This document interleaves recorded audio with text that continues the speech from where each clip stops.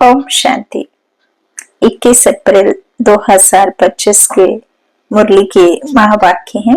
आज की मधुर मुरली के सार में मीठे मीठे प्यारे प्यारे शिव बाबा ने कहा, मीठे बच्चे, बाप आया है तुम्हें करंट देने। तुम देही अभिमानी होंगे, बुद्धि योग एक बाप से होगा तो करंट मिलती रहेगी। सही कनेक्शन नहीं बैठेगा, देह और देह की दुनिया में भूले रहेंगे तो वो देह ही निराकार, जो देह से न्यारा है, जो विचित्र है आत्मा के समान, उसके जैसा आप खुद को फील नहीं करेंगे, नहीं समझेंगे। आप खुद को आत्मा निश्चय नहीं करेंगे तो आपकी और उसके साथ में जो मेल है वो नहीं होगा। सही कनेक्शन ना बैठने से आपको करंट पास नहीं हो सकेगी। प्रश्न है, सबसे बड़ा आसुरी स्वभाव कौन सा है जो तुम बच्चों में नहीं होना चाहिए? उत्तर बाबा ने कहा, अशांति फैलाना। यह है सबसे बड़ा आसुरी स्वभाव। अशांति फैलाने वाले से मनुष्य तंग हो जाते हैं। वह जहां जाएंगे वहां शांति फैला देंगे। इसलिए भगवान से सभी शांति का वर मांगते हैं। गीत है, यह कहानी है दीवे और तूफान की। ओम शांति। मीठे मीठे सिकीले थे बच्चों ने गीत की लाइन सुनी। गीत तो यह भक्ति मार्ग का है, फिर उनको ज्ञान में ट्रांसफर किया जाता है और कोई ट्रांसफर कर ना सके।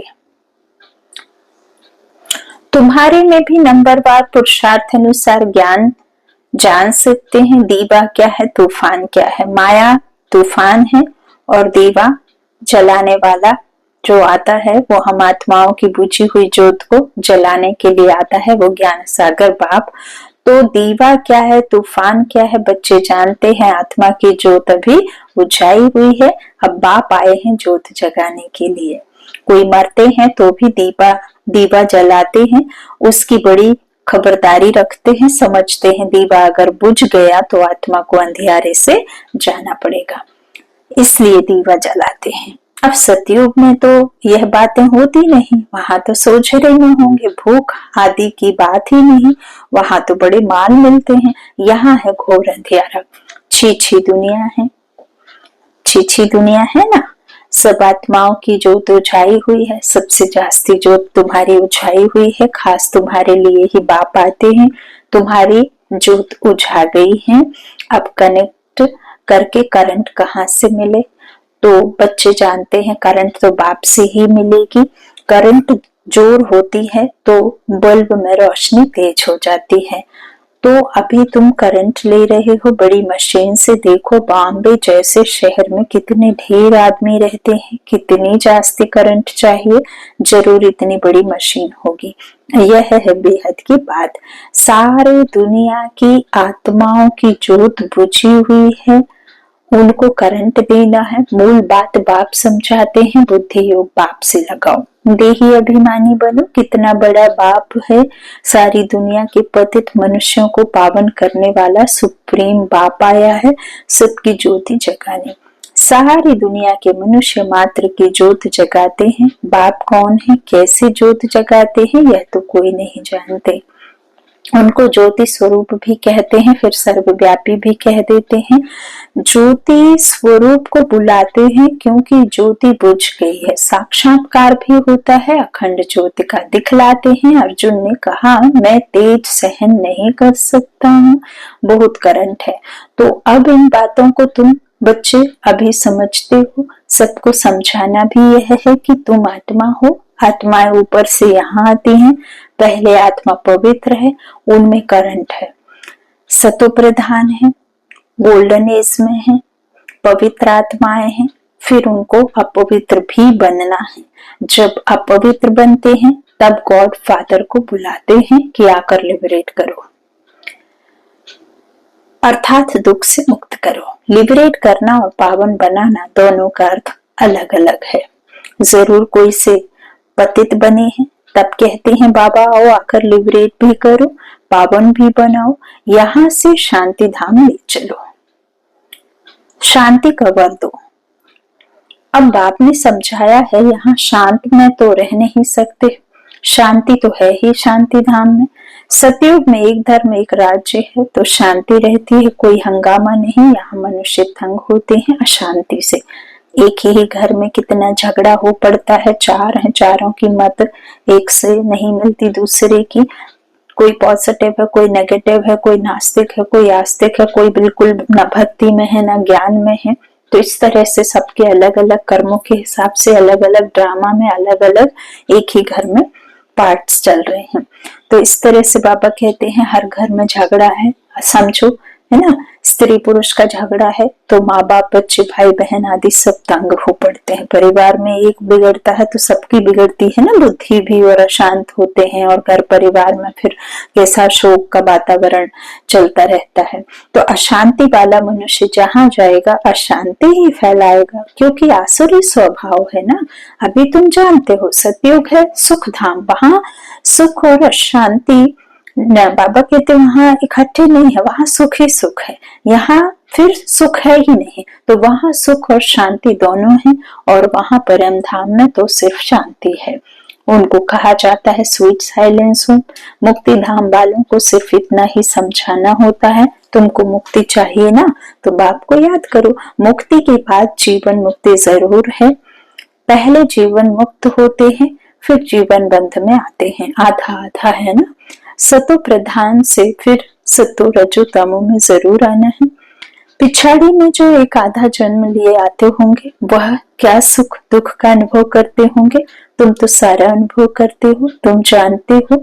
इतने जन्म हम सुख में रहते हैं, फिर इतने जन्म दुख में होते हैं। फलाने फलाने धर्म नई दुनिया में आ नहीं सकते, उनका पाठ ही बाद में है।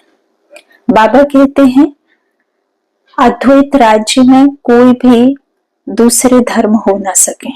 द्वैत राज्य में फिर सब है, लेकिन अद्वैत राज्य में एक ही है, यथा राजा यथा रानी यथा प्रजा, है ना। तो बाबा कहते वहां अनेक ना होने से, एक होने से लड़ाई आदि नहीं होती। तो अद्वैत राज्य की स्थापना का कार्य परमात्मा ही कराते हैं, और बाकी जो आते हैं वो सब पिछाड़ी में नहीं, उनका पाठ ही बाद में है। भला नया खंड है उनके लिए, जैसे कि वह नई दुनिया है। जैसे बौद्ध खंड, क्रिश्चियन खंड नया हुआ ना, उनको भी सतो रजो तमो से पास करना है। झाड़ में भी ऐसे होता है ना, आहिस्ते आहिस्ते वृद्धि होती जाती है। पहले जो निकले वह नीचे ही रहते हैं। देखा है ना नए नए पत्ते कैसे निकलते हैं, छोटे छोटे पत्ते, हरे पत्ते निकलते रहते हैं, फिर बहुत फूल निकलता है। नया झाड़ बहुत छोटा है, नया बीज डाला जाता है, उनकी पूरी परवरिश नहीं होती तो सड़ जाता है। तुम भी पूरी परवरिश नहीं करते हो तो सड़ जाते हो। बाबा क्या कह रहे हैं, नया झाड़ बहुत छोटा होता है ना, और जब बाकी सब झाड़, टाल टालियां, फूल पत्ते सब कुछ जब इस धरा पर, इस सृष्टि पर रहता है, तब आपका धर्म गुप्त होता है, लोप होता है। आदि सनातन देवी देवता धर्म पुरानी दुनिया में होता नहीं, और जब आदि सनातन देवी देवता धर्म नई दुनिया में होता है तो ये पुराना कुछ भी वहां होता नहीं। तो झाड़ उस समय बहुत छोटा होता है, परवरिश नहीं करते हो तो सड़ जाता है। बाप आकर मनुष्य से देवता बनाते हैं, फिर उसमें नंबरवार बनते हैं। राजधानी स्थापन होती है ना, बहुत फेल हो पड़ते हैं। बच्चों की जैसी अवस्था है ऐसा प्यार बाप से मिलता है। कई बच्चों को बाहर से भी प्यार करना होता है। कोई कोई लिखते हैं बाबा हम फेल हो गए, पतित बन गए, अब उनको कौन हाथ लगाएगा। वह बाप की दिल पर चढ़ नहीं सकते, पवित्र को ही बाबा वर्षा दे सकते हैं। पहले एक एक से पूरा समाचार पूछ पोता में लेते हैं। जैसी अवस्था वैसा प्यार।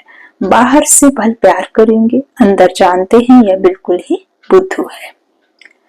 सर्विस कर नहीं सकते। ख्याल तो रहता है ना, ज्ञान काल में बच्चा क्या करता है, अच्छा कमाने वाला होता है तो बाप भी बहुत प्रेम से मिलेगा। कोई इतना कमाने वाला नहीं होगा तो बाप का भी इतना प्यार नहीं रहता। तो यहाँ भी ऐसे है, बच्चे बाहर में भी सर्विस करते हैं ना, भल कोई भी धर्म वाला हो, उनको समझाना चाहिए। बाप को लिबरेटर कहा जाता है ना। लिबरेटर और गाइड कौन है, उनका परिचय देना है। सुप्रीम गॉड फादर आते हैं, सबको लिबरेट करते हैं। बाप कहते हैं तुम कितने पतित बन गए हो, प्योरिटी है नहीं, अब मुझे याद करो। बाप तो एवर प्योर है, बाकी सब पवित्र से अपवित्र जरूर बनते हैं। आत्माएं ही पवित्र और अपवित्र बनती हैं, परमात्मा अपवित्र पवित्र नहीं, वो जैसा है जो है वो वैसा की वैसा ही है। तो बाबा कहते पुनर्जन्म लेते लेते तुम बच्चे उतरते आते हो। इस समय सब पतित हैं, इसलिए बाप राय देते हैं बच्चे तुम मुझे याद करो तो पावन बन जाएंगे। अब मौत तो सामने खड़ा है, पुरानी दुनिया का अब अंत है, माया का पॉम्प कितना है, इसलिए मनुष्य समझते हैं यह तो स्वर्ग है। एरोप्लेन, बिजलियां आदि क्या क्या है, यह है सब माया का पॉम्प। यह सब खत्म होना है, फिर स्वर्ग की स्थापना हो जाएगी। यह बिजलियां आदि सब स्वर्ग में तो होते नहीं, हाँ स्वर्ग में तो होते हैं। बाबा कहते यह बिजलियां आदि सब स्वर्ग में तो होते हैं। अब यह सब स्वर्ग में कैसे आएंगे, जरूर जानकारी वाला चाहिए ना। तुम्हारे पास बहुत अच्छे अच्छे कारीगर लोग भी आएंगे, वह राजाई में तो आएंगे नहीं, फिर भी तुम्हारी प्रजा में आ जाएंगे। इंजीनियर आदि सीखे हुए अच्छे कारीगर आएंगे। यह फैशन सारा बाहर विलायत से आता जाता है, तो बाहर वालों को भी तुम्हें शिव बाबा का परिचय देना है। बाप को याद करो, तुमको भी योग में रहने का ही पुरुषार्थ बहुत करना है। इसमें ही माया के तूफान बहुत आते हैं। बाप सिर्फ मामे कम कहते हैं कि मामे कम याद करो, यह तो अच्छी बात है ना। क्राइस्ट भी उनकी रचना है, रचयिता सुप्रीम सोल तो एक है, बाकी सब है रचना। वर्षा रचता से ही मिलता है। ऐसे अच्छी पॉइंट्स जो हैं वह नोट करने चाहिए। बाप का मुख्य कर्तव्य है सबको दुख से लिबरेट करना। वह सुख धाम और शांति धाम का गेट खोलते हैं। उन्हें कहते हैं हे लिबरेटर, दुख से लिबरेट कर हमें शांति धाम सुख धाम में ले चलो। जब यहाँ सुख धाम है तो बाकी आत्माएं शांति धाम में रहती हैं। हेवन का गेट बाप ही खोलते हैं। एक गेट खुलता है नई दुनिया का, दूसरा शांति धाम का। अब जो आत्माएं अपवित्र हो गई हैं उनको बाप श्रीमत देते हैं, अपने को आत्मा समझो, मुझे याद करो तो तुम्हारे पाप कट जाए। अब जो पुरुषार्थ करेंगे तो फिर अपने धर्म में उच्च पद पाएंगे, पुरुषार्थ नहीं करेंगे तो कम पद पाएंगे। अच्छी पॉइंट्स नोट करो तो समय पर काम आ सकते हैं। बोलो शिव बाबा का ऑक्यूपेशन हम बताएंगे तो मनुष्य कहेंगे फिर कौन है जो गॉड फादर शिव का ऑक्यूपेशन बताते हैं। बोलो तुम आत्मा के रूप में तो सब ब्रदर्स हो, फिर प्रजा पिता ब्रह्मा द्वारा रचना रचते हैं तो भाई बहन होते हैं। गॉड फादर जिसको लिबरेटर गाइड कहते हैं, उनका ऑक्यूपेशन हम आपको बतलाते हैं। जरूर हमको गॉड फादर ने बताया है तब आपको बताते हैं। सन शोज फादर, यह भी समझाना चाहिए। आत्मा बिल्कुल छोटा स्टार है, इन आंखों से उनको देखा नहीं जाता है।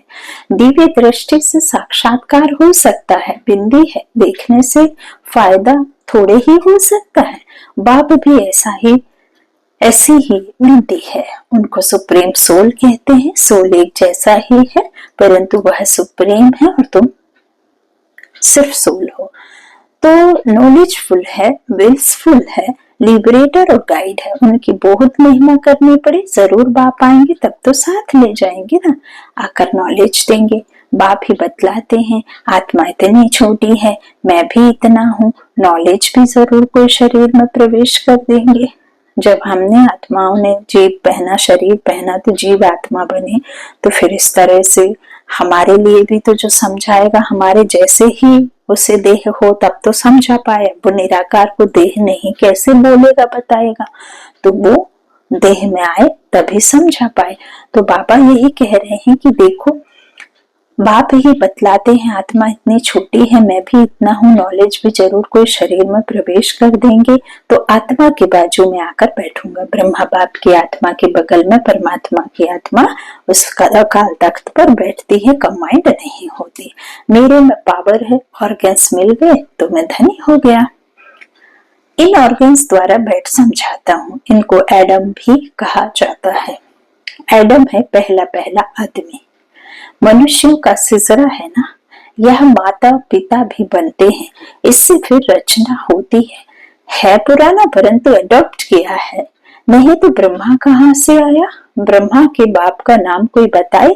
ब्रह्मा विष्णु शंकर, यह किसकी रचना तो होगी ना। रचयिता तो एक ही है, बाप ने तो इनको अडॉप्ट किया है। यह इतने छोटे बच्चे बैठ सुनाए तो कहेंगे यह तो बहुत बड़ी नॉलेज है।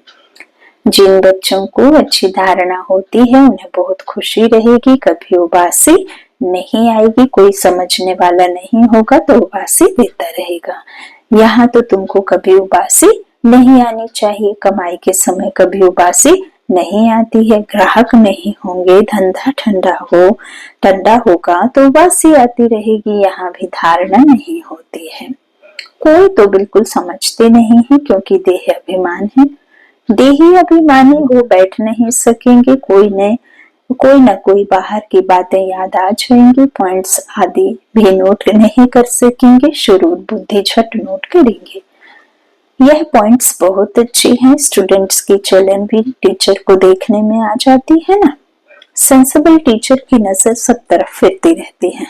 तब तो सर्टिफिकेट देते हैं पढ़ाई का, मैनर्स का सर्टिफिकेट निकालते हैं। कितना एब्सेंट रहा वह भी निकालते हैं।